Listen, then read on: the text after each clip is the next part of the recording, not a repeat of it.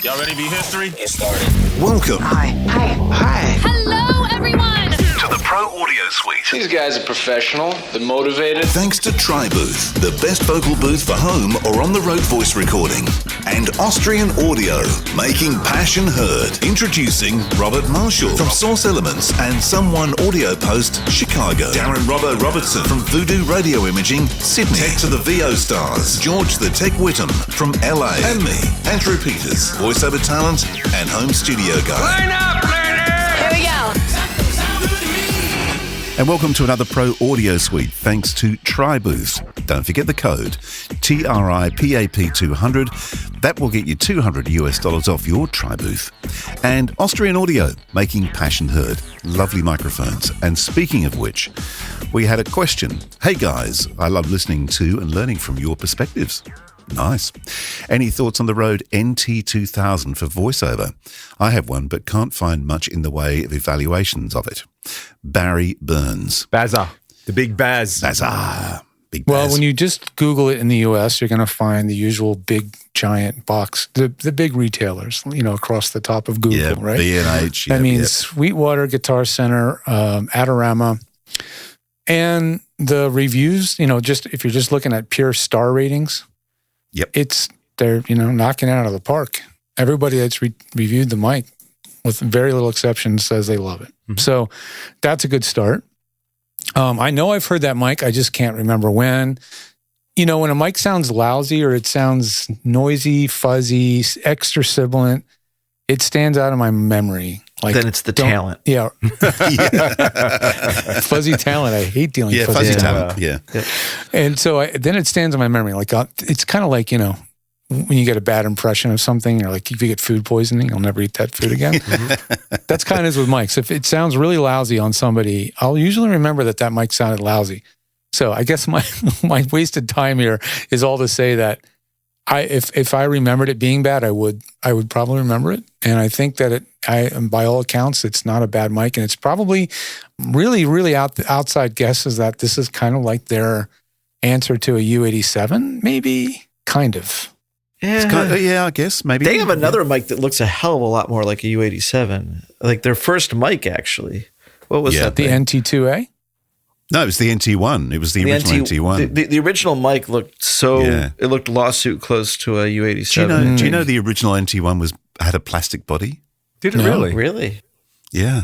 That's weird. That one's not made anymore. Really weird. Well, it's fascinating that there's a Rode NT2A and there's a Rode NT2000. They're still selling them, so they make both. And the NT2A maybe is a little more U87-like in that it's just got 3 polar pattern positions, click, click, click. And then it's got 2 high-pass filter settings, which is nice, and 2 pad settings. So it's kind of like a better U87 in terms of features, But then the this NT2 2000 is the one that looks a hell of a lot like a U87. Yeah, I mean, the NT2A looks just like, the 2, not the 2A. NT2 looks, okay. I mean, it is obviously trying to be a U87. Well, maybe that's why it doesn't look like one anymore. They might have had a little trouble with Sennheiser or Neumann. I think it might have. I mean, because it's the exact same setup. It's a 3 pattern with a 10 dB pad and a high pass filter. Although they did put the high pass filter and the 10 dB pad on one switch, which I hate because who thought that you're not going to need both? But whatever. But yeah, no, it looks lawsuit close to a 87. I was talking to Peluso Microphones, which is a really small company in Virginia. Literally a ma and pa operation. It's really cool. Yeah. The wife does soldering and assembly. Yep. And neat little company, nice people, good products, made in US. They're doing a lot of AKG type mics and they're all like clones of other mics. Yeah, they're not really trying to do something completely original, although they have some original ideas. But they told me very clearly, like, when we made this new P67, which is their equivalent of U67, they're like, we could not replicate the head basket shape because that is, or maybe a patent, right? They have it trademarked or patented, but the unique shape of a U67 and 87 grill, you cannot rip it off unless you're from China. Yeah, unless you're like above the law. Shipping. Somebody actually saw on Facebook, somebody posted on Facebook, a ad from a big box hardware store like a Home Depot Yep. advertising a U87. I saw that. For I like saw that ad. $150, right? Yeah. Yeah, really, really, really cheap knockoff. So Yeah. I mean, that's what's coming. I know we're way off the freaking topic here, guys, but this is it's why you How tune in, unusual. right? But the whole thing was like, even these giant online retailers, the machine that keeps retail product feeding into their website is kind of off the rails when on Home Depot is selling a Temu quality mic.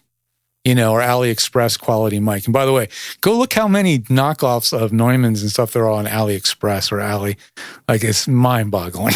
It's like it never ends.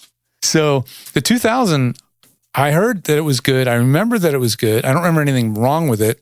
But how about those pots? The fact that it has variable pots for each of those settings, that's got to be a problematic. Well, if they're good pots, they might last, but it does make it a very unique mic in I the like world the of idea of mics it. because it's like everything is completely variable. Right. And for a price point that basically competes with, from the Austrian audio world, it seems to be in the price range of like an OC818, which is a fixed pattern mic. Right. This is way more versatile, obviously. Yeah. Yeah. I remember what you were saying a couple of weeks ago when we were talking about USB mics, though, George. Hang on, I've just got to. Oh, you want more gain? Hang on. That sort of thing doesn't Fondling the bode mic. well sometimes. But look, I mean, And then after many years, it's yes, exactly. Yeah, turning the scraping pot sound. Exactly. Well, in defense of that microphone, I do know one big studio in Melbourne that's had them for years. 15 years, at least 15 years, maybe Well, longer. I got a 10-year warranty, so that would stand to reason. Yeah, but Wow. I mean, the thing is that they're still but going. you don't know how many they've had. No, they're the same ones. I could tell because I lick them. They all taste the same. And they have the paint worn off in the one spot that you like the most. Yeah, that's right. Yeah. Oh fuck! Get the Glen 20 out. Peters has been in here again. Andrew, what else do you do with those mics? Well, Dear. Well, I did find a post from Mix magazine Okay. from May 2004 about the Rode NT2000. So it's a story about the development of the mic, how it was Peter Friedman began working on the company's latest creation. He wanted to do something completely different, and the NT2000 is a result of that quest. I guess completely different from the NT2. So 7 dB self noise, or EIN. So low noise. That's very, very low noise for a multi-pattern microphone. yeah. Really low noise, which is pretty amazing. Totally variable controls, as we mentioned. It has a dead center or a center detent on the pot. So when it's in the center position, you know where the neutral position is. Other than that, though, it's not stepped. It's not like a pot that clicks, giving you any kind of indication where you are on that thing. I would imagine once you get the settings set, you'd almost want to tape the knobs down. Well, put your little Yeah, Chinograph mark. Yeah. Or at least mark them, yeah, because I would think it'd be very easy to bump those pots with your hand when moving the mic or adjusting it for somebody, and those things would get bumped. Yeah. Really. I've not heard one, but according to the interweb, it seems to be a bright mic in the spirit of a 414 kind of thing. Which would be kind of similar to the NT1. Yeah. I mean, I guess I thought 'cause the remember- NT1 was a 416. Yeah. Well, that's right. When we did our mic shootout, Which it is sounded also yeah. great. The 1A especially Yeah. was a bit more high shelfy. Yeah. The 1A was definitely bright, and the 1 was the one that It sounded kinda- more quality. Yeah, they reeled it back a bit. Yeah. Yeah. So the NT2000 launched in that year in 2004 for $899 US. So Wow. now we're 20 years later, and it's selling for less, which is I don't even understand how does that work? That's negative inflation. I don't get that. That's because since then, of course, they built that massive computerized factory in Sydney, So they have this which means economy their of production scale. costs, and they would be pumping out a lot. Well, I mean, I guess in a way that says two things about Rode. One is they want to have a really good value mic, which is great. Their prices on Rode mics are really good for what you get. Really, I mean, extremely good. Like a lot of times, I see them in the States, and I think, how can it be that inexpensive? Like, not speaking of lowering prices, they released the NT1 5th Gen as what do they call it? The Studio Edition? Is that the USB one? Yeah. No, they have a version without USB.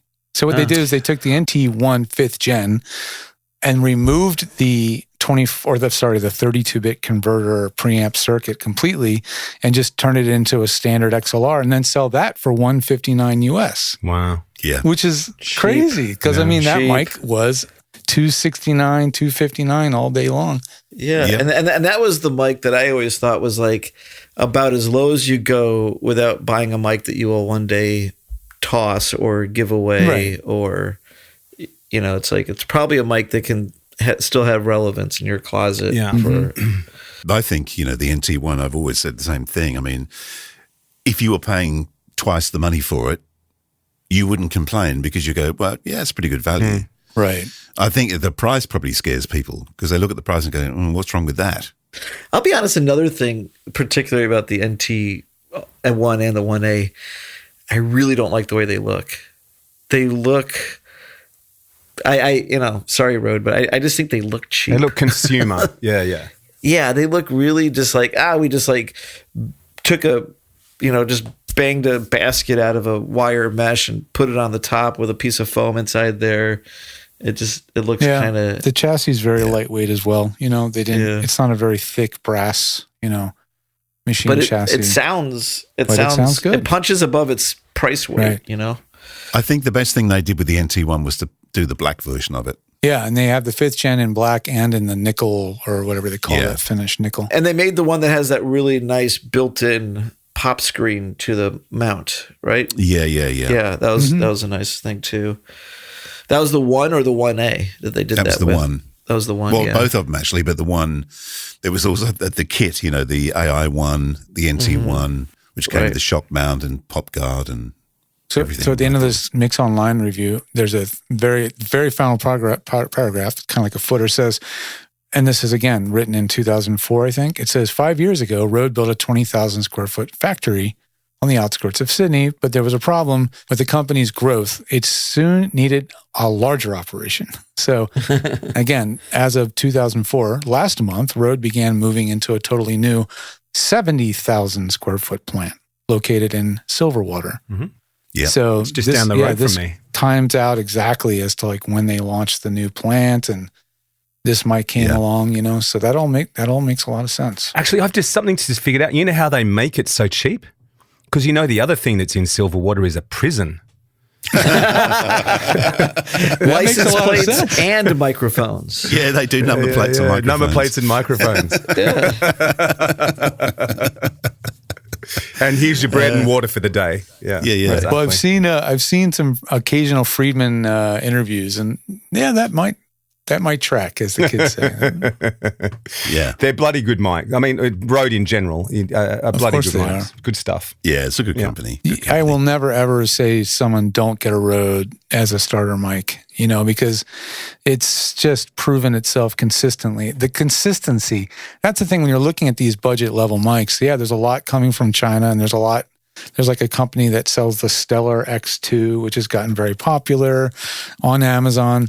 And I'm like, listen, you guys, these mics are mass produced in China and they don't go through a really good burn-in. They don't get tested properly at the factory.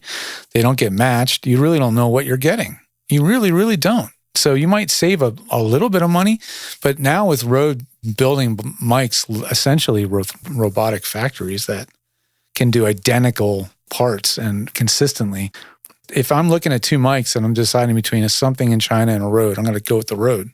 Absolutely. I mean, Peter Friedman, you got to take your hat off to him. He kicked off with a tiny shop that his dad had doing electronics in Sydney, and he's built this empire. Absolutely, and still growing. Yep, still growing, and then they own Aphex. Right, they bought the Aphex brand a while ago. They have Mackie now. I'm curious to see what happens. Oh, event. Mm-hmm. Well, the biggest thing they have on their side is the fact that they're Aussies, really, let's be honest.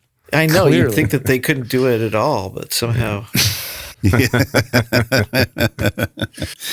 Yes, every microphone is delivered in a pouch. So Andrew, to round out this episode and to answer Big Bazza's question, as the only person who's used one of these suckers, would you recommend it for a voiceover mic? Would I recommend it? Let's put it this way. If you walked into a studio and it was there, would you be horrified? Actually, I'm going to pose a harder question for Andrew that we might have to remove from the podcast.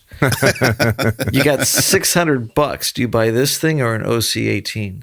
I'd buy the OC18.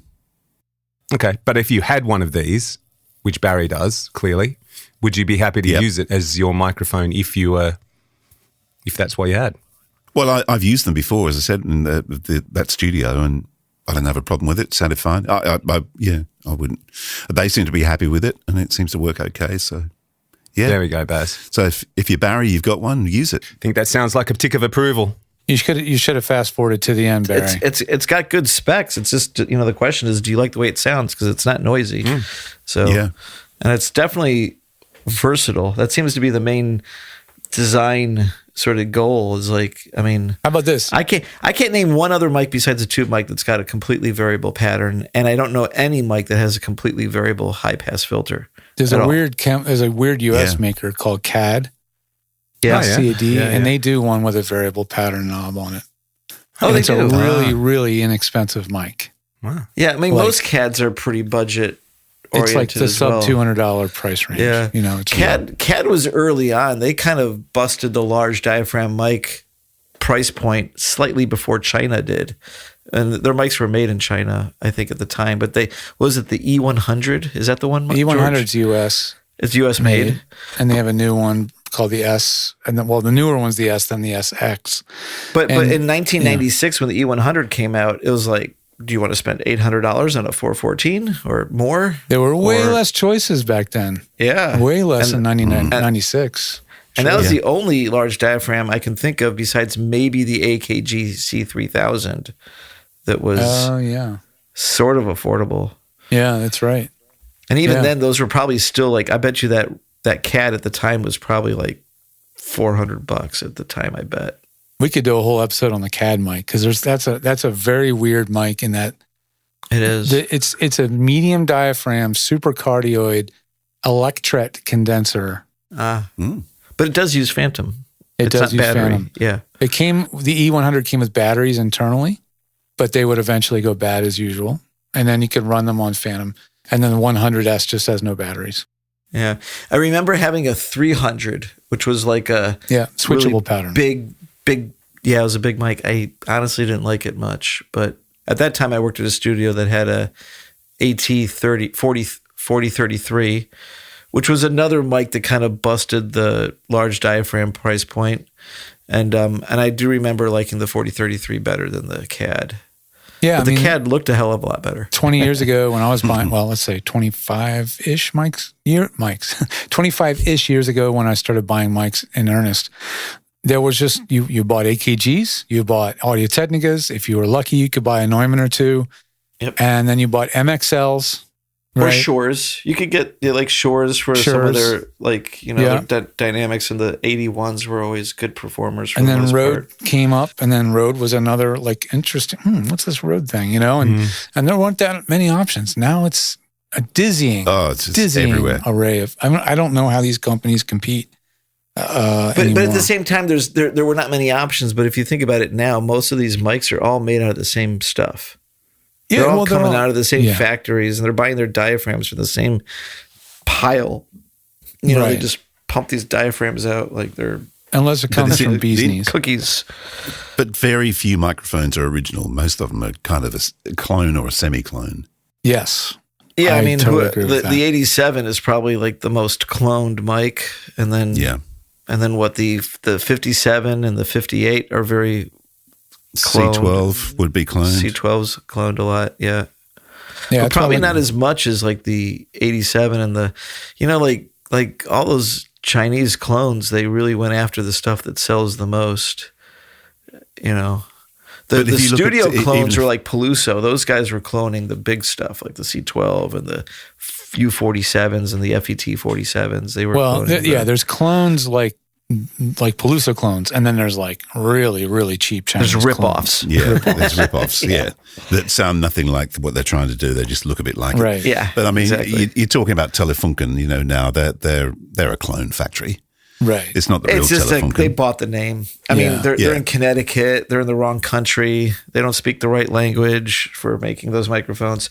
But they seem to be good mics. I've got a what the hell is it? The 47. Is it called the AK-47? AK-47 or something? Sorry, that thing sounds like it sounds really good though. It sounds like my Sound Deluxe, which is like a really good 67 clone, like a really accurate 67 clone. And that Telefunken, it's pretty good. It's not bad, and it's definitely like, more marketing than microphone possibly. Sure. Well, when they first started doing them, because I went down to, a guy said to me, "You got to go and check this microphone out," because he'd heard it and said, "Go and find out what it is." And I wandered in, and I just bought the reissue of the Telefunken U47. Who is this, Palooza or who? No, this is Telefunken. Okay. Oh yeah. Uh-huh. Yeah. Because they were, like I think in America, the U47 was branded Telefunken.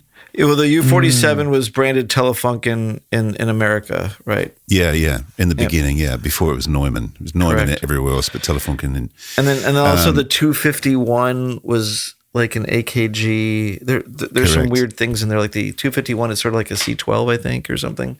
It was C12, the Alam 251, right. But that was branded as AKG. And was it Telefunken? No, or was it somebody else? The 251 was Telefunken, and then the AKG was but Telefunken, AKG made the 251, like one company, because Telefunken was really like a marketing company back then. So they were going to other companies to make their, like they'd commission a microphone and say, hey, we want to make a microphone for this market. It was just a way for Neumann to get their microphones into America. I've got a feeling that some other company, like a Westinghouse or someone like that, also they were badging up microphones. They were selling their product, but being rebadged in different territories, mainly North America. And of course, Telefunken was one, but I'm sure there was someone's obviously listening to this. And if you do know what I'm talking about, which is unusual and makes you unique,